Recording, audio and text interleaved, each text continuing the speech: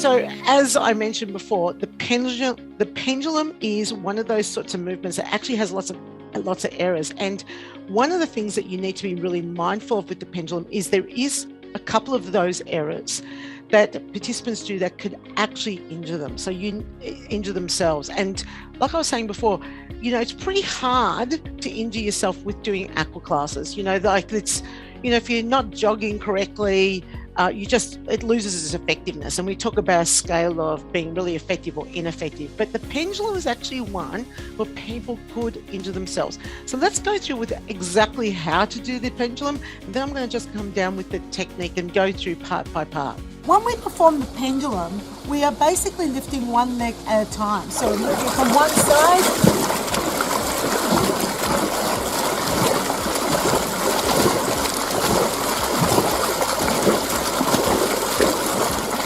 to the other.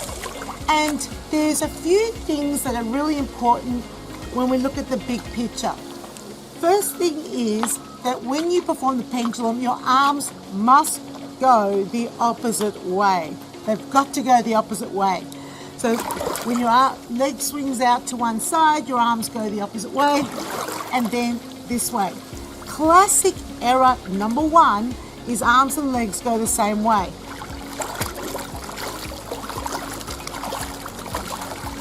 Now it's virtually impossible for me to create any drive here to feel my abdominals or my adductors working. So that's a technique that you need to get rid of straight away.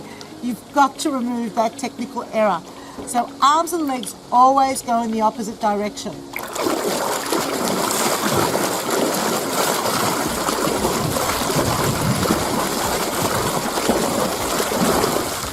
And straight away you can see how much more turbulence is created because I can create some drive. Another common error is that people allow their bodies to waft from side to side, even when they have their arms going in the correct direction.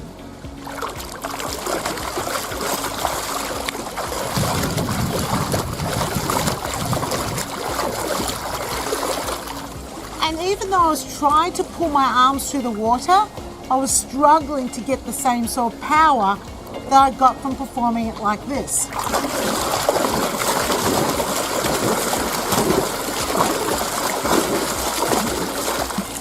So the goal is to make sure that people go vertically. Their torso goes vertically and the crown of the head goes up.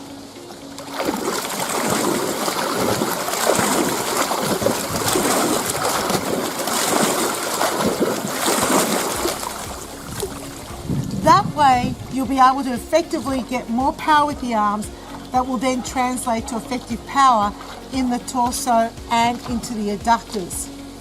And it's all very well and good. We can all look at that and go, yes, that's right. The arms and legs must go in the opposite direction. The reality is a lot of instructors don't actually teach it that way. So they're on the pool deck telling people to go opposite arm to leg.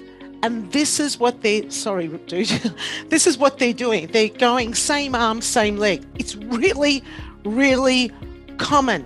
In fact, I've often watched instructors, they'll teach it correctly, and then they'll start going the same way, same legs. And if you get up and try that now and try it yourself, you'll find that just going same way is actually physically easier for you to do on land than going the opposite way. The opposite way requires more effort. And that's what I believe is happening.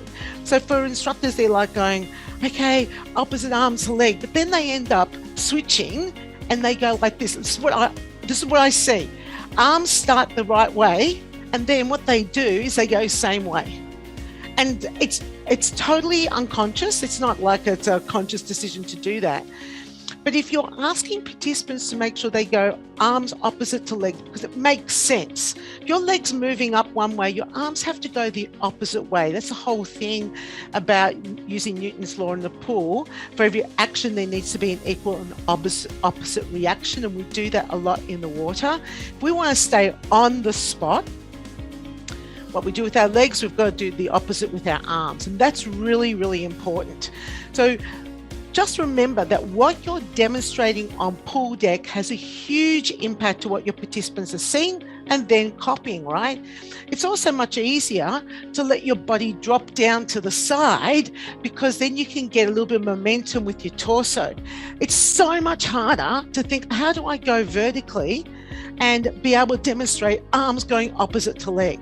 So I'm going to show you a little bit more about that with how to do it with the frame, but a lot of it's got to do with your cueing and what you indicate to your participants as well. But do try teaching this in front of a mirror to see if you are rocking from side to side. And there's also a belief system that if you rock from side to side, it's more challenging. It's not. It's way easier. It's so much easier. And you also can't correct some of the other errors that I'm going to go through in just a moment. So arms the opposite direction, you've got to when I'm doing it, I'm really pulling myself up. Like I'm driving my body upwards, and it's not that comfortable, not that easy to do on land. Keep your legs low, and you do have to hop from one side to the other.